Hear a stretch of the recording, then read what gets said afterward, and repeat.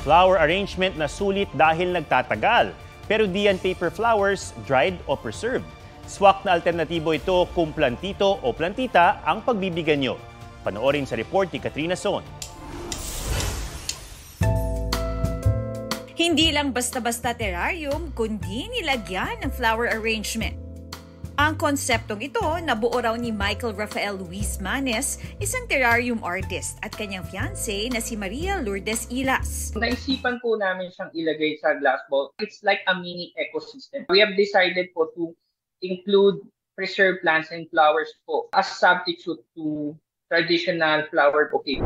Eternal series ang tawag nila dahil magtatagal daw iyan ng maraming taon. We make sure na mag-last long yung mismong memories. Pwede natin siyang ilagay sa mga office desk natin, sa bedroom natin. Handy siya. And it can also serve as lamp sa gabi. Nagbibigay liwanag na nagtatagal na simbolo rin daw ito ng tunay na pagmamahal.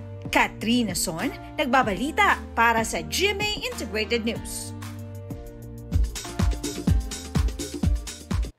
Mga kapuso, alamin ang State of the Nation.